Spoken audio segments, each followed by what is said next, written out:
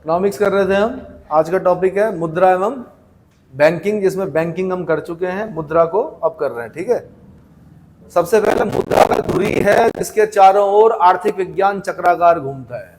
इतनी बड़ी बात कर दी, आर्थिक विज्ञान चक्राकार घूमता है किसके चारों ओर? धुरी मतलब एक्सिस। मुद्रा वह धुरी है जिसके चारों ओर आर्थिक विज्ञान चक्राकार घूमता है। मुद्रा यानी करेंसी, पैसे या धन के उस रूप को कहते हैं जिससे दैनिक जीवन में क्रय या विक्रय होती है। क्रय या क्रय बोलते हैं खरीदना, विक्रय बोलते हैं बेचना, परचेज और सेल। समझ में आ गया? विनिमय यानी एक्सचेंज के माध्यम, मूल्य के मापक, स्थगित भुगतानों के मान एवं मूल्यों के संचय के साधन के रूप में स्वीकार की जाती है और जिसे सरकारी संरक्षण प्राप्त होता है। मुद्रा की डेफिनेशन जब आएगी ना, तब आप यह नहीं लिखना कि बैंकों में जो हमारा है और ये है वो सब चीजें नहीं लिखनी है। परिभाषा ऐसी ही होती है कि मुद्रा पैसे या धन के उस रूप को कहते हैं जिससे दैनिक जीवन में क्रय और विक्रय होती है, विनिमय के माध्यम, मूल्य के मापक, स्थगित भुगतानों के मान, मूल्यों के संचय के साधन के रूप में स्वीकार की जाती है और जिसे सरकारी संरक्षण प्राप्त होता है। और जब सरकार संरक्षण खत्म कर देती है उसी को डीमोनेटाइजेशन कहते हैं। जब रात को 8 बजे मोदी जी आते हैं, बोलते हैं कि कल से क्या, कौन से नोट भाई, 500 और 1000 के नोट को क्या करते हैं, तो कागज के टुकड़े बन जाते हैं और कुछ नहीं। तो सरकार का संरक्षण प्राप्त होना बहुत जरूरी होता है। ठीक है, हिंदी में उसको विमुद्रीकरण कहते हैं। क्या बोलते हैं? क्योंकि ये सांकेतिक मुद्रा है जिसको आप प्रयोग कर रहे हो। क्या कर रहे हो? सांकेतिक मुद्रा ही तो है। गवर्नर ने लिखा हुआ कि मैं धारक को 500 रुपए देने का वचन देता हूं, है ना, उसके एवज में आप खरीद रहे हो, चीजें वो कर रहे हो। अचानक से आरबीआई ने कह दिया भैया वापस कर दो 2000 के नोट। जब पता चला कि 2000 के नोट मार्केट से गायब हो गए, कहाँ गए, इसका मतलब जमाखोरी हो गई। क्या हो गई? क्योंकि जो जमाखोर होते हैं वो बड़े नोटों के रूप में जमा करते हैं। छोटे नोट जो होंगे वो क्या होंगे, उद्घाटित हो जाएंगे ना, दिख जाएंगे। बड़े नोटों के रूप में ज्यादा संपत्ति को क्या कर दिया, जमा कर दिया। इसीलिए बोला जाता है कि अगर करप्शन खत्म करना है तो नोट छोटे होने चाहिए। ठीक है, अब माना 10-10, 20-20 और 50 रुपए के नोट चल रहे हैं, खाली 100 रुपए ज्यादा, और आपको कहीं 10 लाख रुपए घूस देनी है, ट्रक करना पड़ेगा आपको। क्या करना भैया, बोरा उठा कर ले जाना पड़ेगा उस ऑफिस में, और जब आप ऐसे करके ले जाओगे तो क्या होगा पता चल जाएगा। पर खैर अब तो डिजिटल मतलब करेंसी आ गई है सब। मुद्रा का प्रारंभिक रूप वस्तु मुद्रा यानी कॉमोडिटी मनी था। वस्तु रूप समझते हैं, मुद्रा वस्तु मुद्रा समझते हैं। मतलब आपने कोई चीज दी, मैंने मार्कर आपको दिया, आपने वो फोन मेरे को दे दिया, दे दोगे? नहीं दोगे।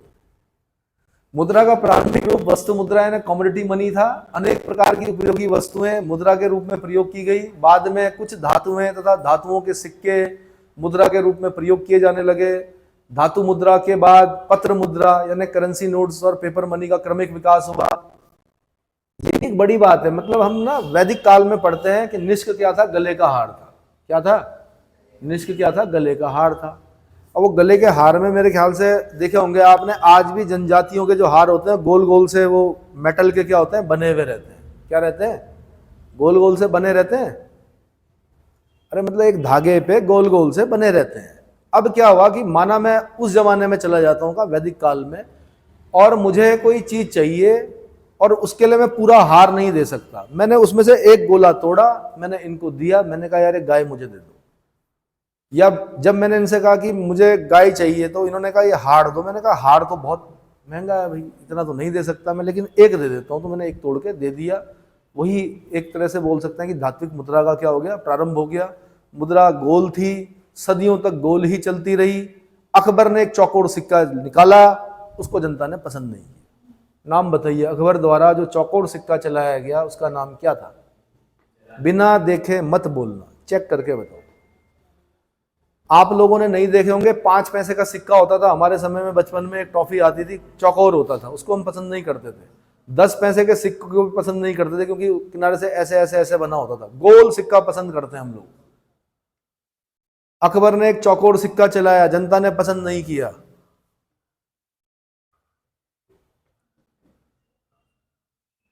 फिर क्या हुआ, पत्र मुद्रा का क्रमिक विकास हुआ। वर्तमान युग में साख मुद्रा यानी क्रेडिट मनी और साथ साथ डिजिटल मुद्रा का व्यापक रूप से प्रयोग होने लगा है। यह कहना गलत होगा कि विकास का क्रम अंतिम चरण तक पहुंच चुका है। विकास की धारा तो निरंतर प्रवाहित होती रहती है, उसकी किसी भी स्थिति में अंतिम नहीं कहा जा सकता। मैंने कहा नहीं कि भविष्य की मुद्रा हो सकती है, क्या हो भविष्य की मुद्रा। हाँ जी, हाँ, भविष्य में कौन सी मुद्रा चलेगी? बिटकॉइन चलेंगे। क्या चलेंगे? चल सकते हैं, कंफर्म नहीं हूं मैं भी, अंतिम चरण में नहीं पहुंची आर्थिकी, ये भी बिटकॉइन चल सकता है, आभासी मुद्रा है। हाँ जी, अकबर का सिक्का जलाली था, चौकोर सिक्का था, उसको जनता ने पसंद नहीं किया। ढंग से देख लेना भाई। अगला साख मुद्रा, क्रेडिट मनी, साख मुद्रा क्रेडिट मनी। आगे बढ़ो भाई। यह एक ऐच्छिक मुद्रा यानी ऑप्शनल मनी है, जिसे स्वीकार करना व्यक्ति की बाध्यता नहीं होती है। इस मुद्रा का प्रयोग व्यक्ति की साख पर निर्भर करता है।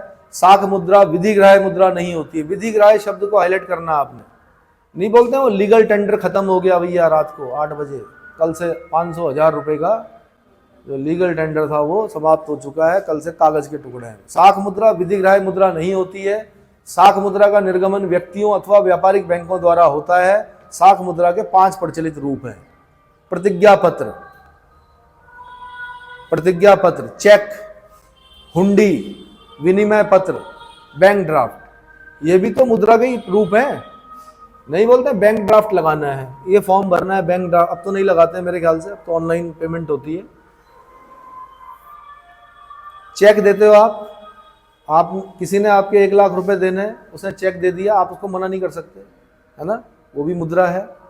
तो 5 प्रचलित रूप क्या है? प्रतिज्ञा पत्र है, चेक है, हुंडी है। हुंडी व्यापार में यूज होती थी, ठीक है, हुंडी बहुत पुराना शब्द है। विनिमय पत्र है, बैंक ड्राफ्ट है। आगे, मौद्रिक सिद्धांतों से संबंधित आधुनिक विचारधारा मुद्रा के व्यापक रूप पर आधारित है। मुद्रा का अर्थ केवल विधिग्राही नहीं समझा जाता, बल्कि मुद्रा के अंतर्गत उन सभी साधनों को सम्मिलित किया जाता है जिसमें चल निधि अथवा तरलता यानी लिक्विडिटी का गुण पाया जाता है। मुद्रा क्या है? उसमें लिक्विडिटी का गुण होना चाहिए।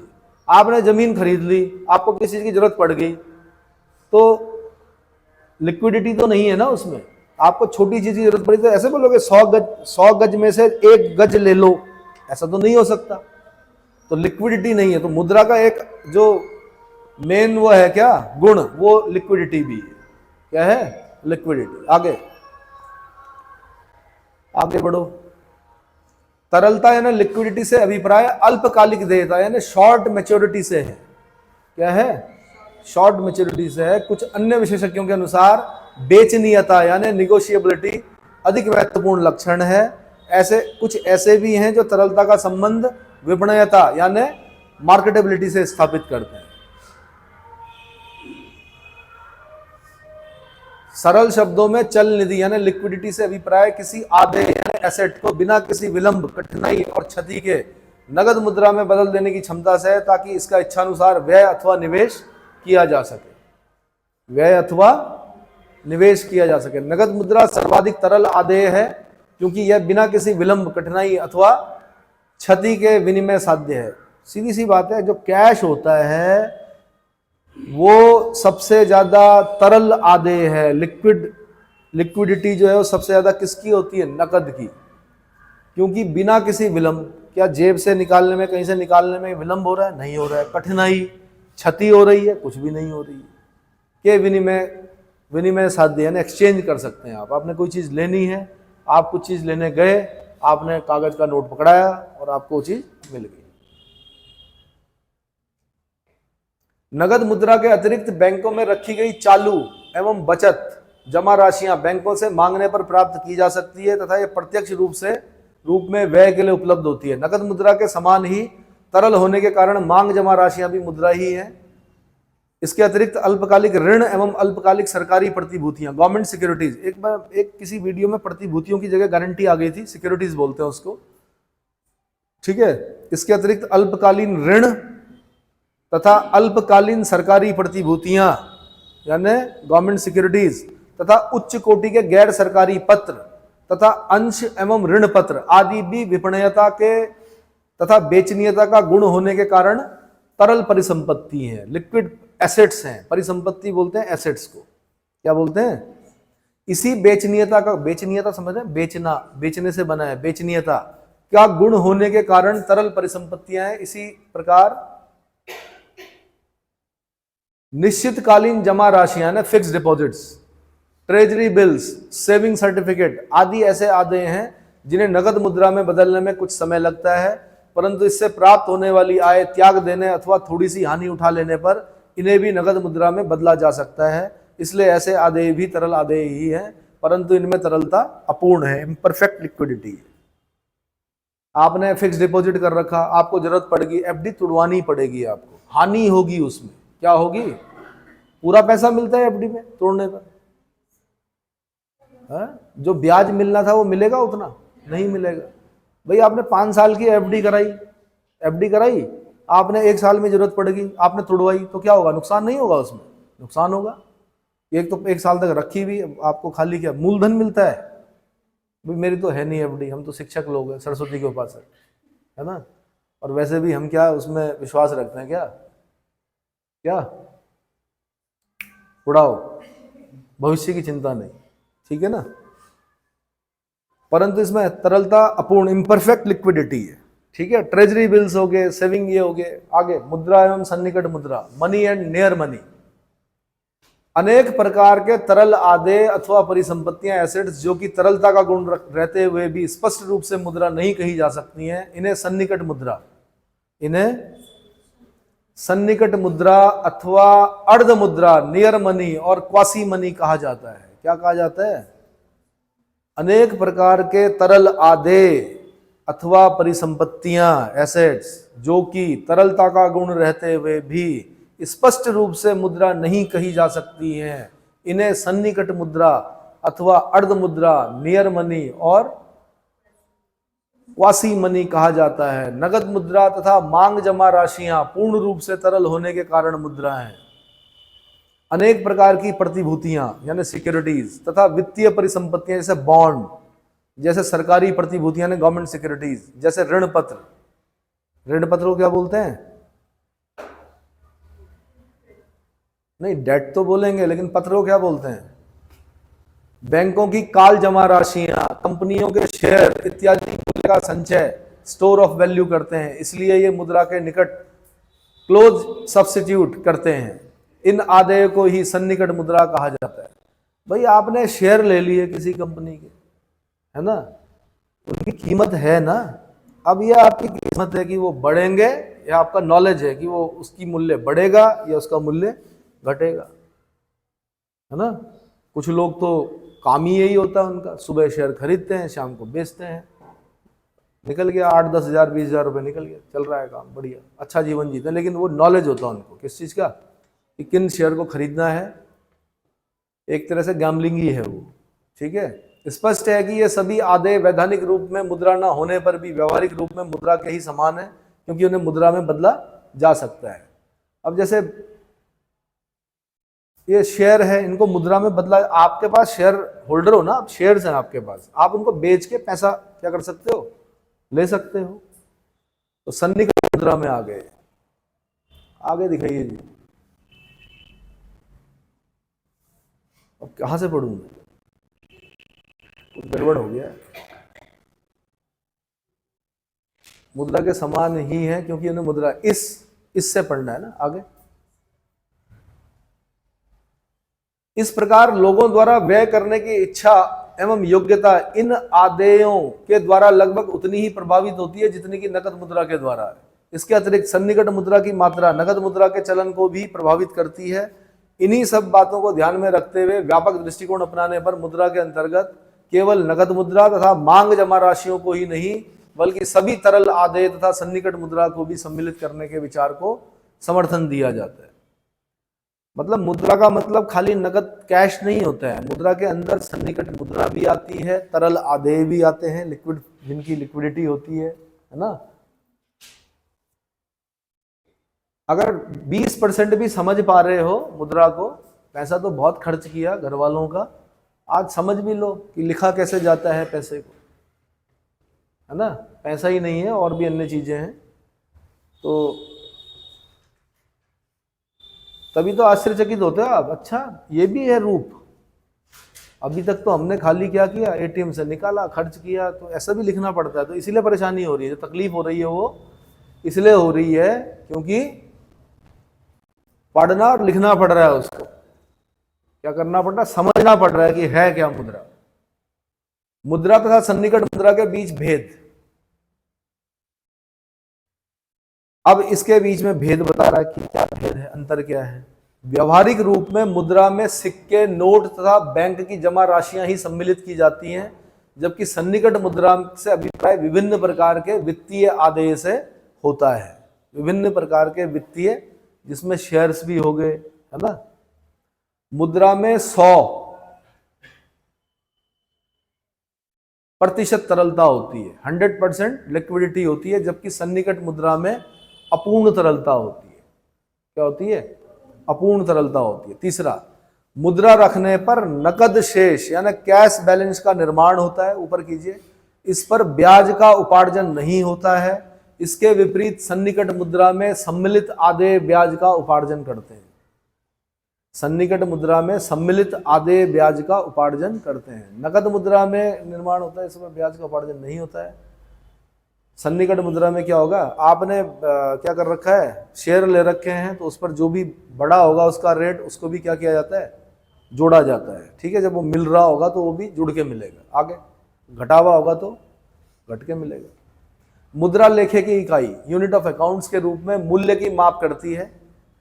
मुद्रा, रुकना है, फिर यूनिट ऑफ अकाउंट के रूप में यानी लेखे की इकाई के रूप में मूल्य की माप करती है। सभी कीमतें मुद्रा के रूप में ही व्यक्त की जाती हैं। दूसरी ओर सन्निकट मुद्रा कहे जाने वाले आदेयों का मूल्य भी मुद्रा में ही व्यक्त किया जाता है, ये लेखे की इकाई नहीं होती है।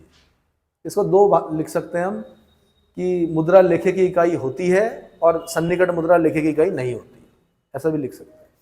आगे, मूल्य का संचय अथवा बचत मुद्रा तथा सन्निकट मुद्रा दोनों में ही किया जा सकता है, परंतु सन्निकट मुद्रा के रूप में बचत करना अधिक अच्छा समझा जाता है, क्योंकि इसमें ब्याज के रूप में आय प्राप्त होती है।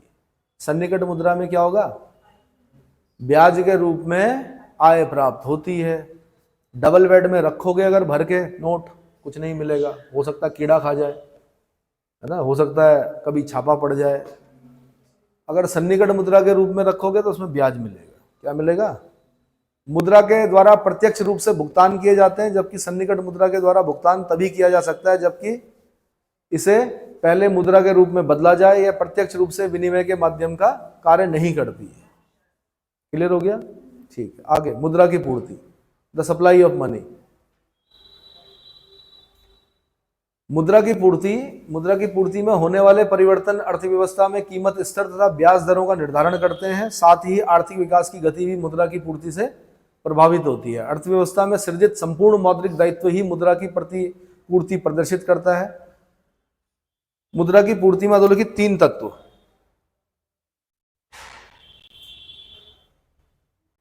सम्मिलित किए जाते हैं। नंबर 1, केंद्रीय बैंक द्वारा निर्गमित विभिन्न मूल्यों के नोटों की कुल मात्रा। नंबर 2, सरकार की ओर से निकाली गई मुद्रा अर्थात विभिन्न प्रकार के सिक्कों की कुल मात्रा। और नंबर 3, बैंकों में मांग जमा की कुल मात्रा। मैं यहां से क्वेश्चन बनाता अगर मुझे बनाना होता तो। कहां से, वापस जाओ, क्या पूछता मैं, मुद्रा की पूर्ति में 3 तत्व कौन कौन से हैं, मतलब वो 3 तत्व कौन कौन से सम्मिलित किए जाते हैं मुद्रा की पूर्ति में।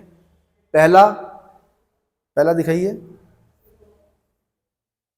पहला ऑप्शन देता मैं, केंद्रीय बैंक द्वारा निर्गमित विभिन्न मूल्यों के नोटों की कुल मात्रा। दूसरा ऑप्शन देता मैं, सरकार की ओर से निकाली गई मुद्रा अर्थात विभिन्न प्रकार के सिक्कों की कुल मात्रा। तीसरे में निकालता मैं बैंकों में मांग जमा की कुल मात्रा। फिर मैं पूछता 1 सही, 1 और 2 सही, तीनों सही, इनमें से कोई नहीं। आंसर तीनों सही। इन तीनों स्रोतों से प्राप्त होने वाली मुद्रा की विभिन्न मात्राओं से किसी समय उसकी कुल पूर्ति निर्धारित होती है। कुल पूर्ति निर्धारित होती है। आगे दिखाइए भाई। मुद्रा की पूर्ति ज्ञात करने के लिए मुख्यतः 2 सिद्धांतों का प्रयोग किया जाता है, बैंकिंग सिद्धांत या तुलन पत्र, बैलेंस शीट। नंबर 2, मुद्रा गुणांक यानी मनी मल्टीप्लायर तथा प्रारक्षित मुद्रा यानी रिजर्व मनी। ठीक है, तुलन पत्र यानी बैलेंस शीट दृष्टिकोण का प्रतिपादन चैंडलर ने किया था। उनके अनुसार किसी अर्थव्यवस्था में मुद्रापूर्ति को निर्धारित तत्व है मौद्रिक आधार का आकार। अब देखो भैया ये छोटे छोटे जो वो है ना, ये कई बार मेंस में पूछ लेता है या प्री में पूछ लेगा। तुलन पत्र बैलेंस शीट का तुलन पत्र दृष्टिकोण का प्रतिपादन किसने किया था? एक क्वेश्चन ये बन गया आंसर चैंडलर। दूसरा पूछेगा चैंडलर ने तुलन पत्र जो ये किसी अर्थव्यवस्था में मुद्रापूर्ति के निर्धारक तत्व किन किन को माना है? ये हो गया मौद्रिक आधार का आकार, नंबर 2 लोगों की जमा की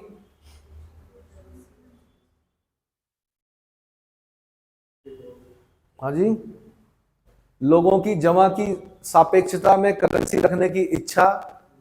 अब जैसे हम लोग जमा करने वाले लोग हैं, मतलब भारतीय लोग, लेकिन जो विदेशी हैं वो हफ्ते भर काम किया, कहाँ इन्वेस्ट, उड़ाओ सैटरडे नाइट, ज़्यादा लंबा नहीं सोचते। वहाँ ऐसा नहीं है कि अब ये लड़की के दहेज के लिए है और ये लड़के का बीटेक कराना है उसे, क्योंकि योग्य तो है नहीं लड़का, तो उसको क्या कराना है, पैसे दे के बीटेक कराना। ये उसके लिए कई गुल्लक होते हैं ना भारतीयों के यहाँ, और कई प्रकार के सेविंग्स होते हैं। अब ये उसकी शादी के, लड़के की शादी के लिए, फिर जब क्या बोलते हैं नाती पोता जो होगा उसके सोने की चेन बनाने के लिए, लड़की का ये होगा तो फिर बच्चे होंगे तो उसके लिए, हंसुली धगुली है ना उत्तराखंड में, वो नहीं चलता अंग्रेजों में।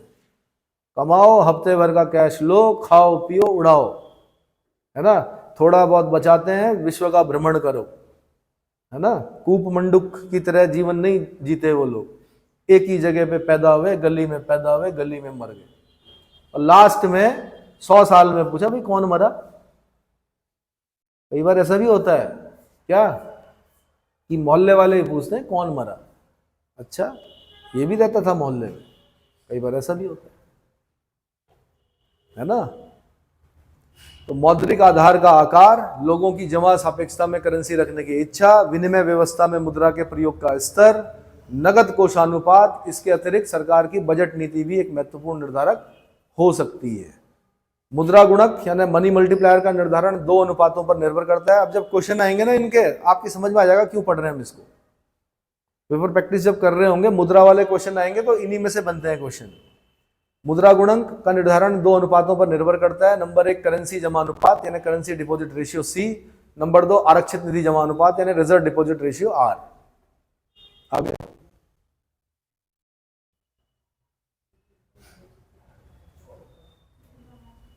मुद्रा गुणक का फॉर्मूला होता है m=c+d/c+r या m3/m0। m3 बोलते हैं वृहद मुद्रा को, अभी आगे पढ़ेंगे हम m3, m0, m1, m2, है ना, यूपीएससी के क्वेश्चन होते हैं वहां से।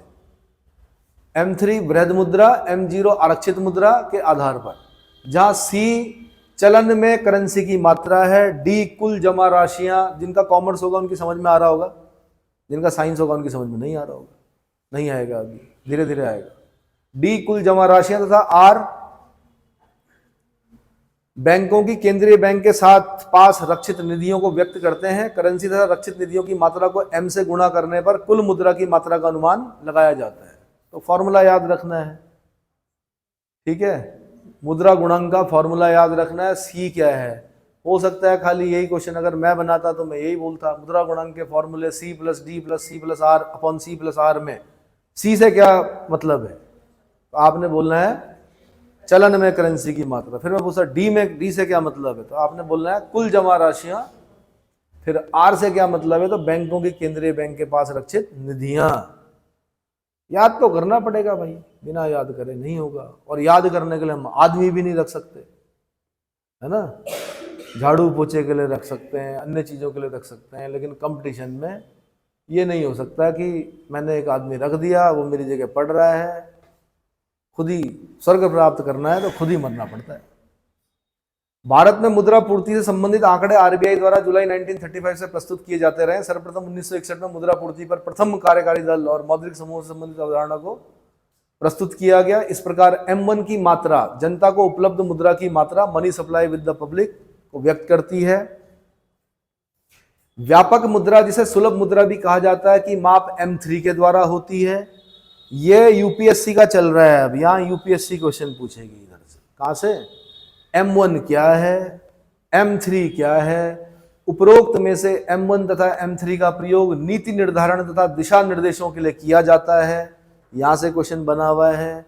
जबकि M2 और M4 को कोई विशेष महत्व नहीं दिया जाता रहा है। 1969 से पूर्व जहां बैंक नहीं थे, वहां डाकघर द्वारा ही बैंकिंग सुविधा उपलब्ध कराई जाती थी। बैंकों के शाखा विस्तार के कारण अब स्थिति बदल गई है। डाकखानों से आंकड़े भी विलंब से प्राप्त होते हैं। M1 संकुचित मुद्रा समूह का मापक है, इंपॉर्टेंट, तथा M3 व्यापक मुद्रा समूह की माप है। इस लाइन को घोट दो कि M1 संकुचित मुद्रा समूह का मापक है, पहला स्टेटमेंट। दूसरा, M3 व्यापक मुद्रा समूह की माप है, दूसरा स्टेटमेंट। पूछेगा स्टेटमेंट एक सही है, दो गलत है, दो सही है, एक गलत है, दोनों गलत है, दोनों सही है। तो इसको घोट दो, अपने आप एक क्वेश्चन आपका तैयार।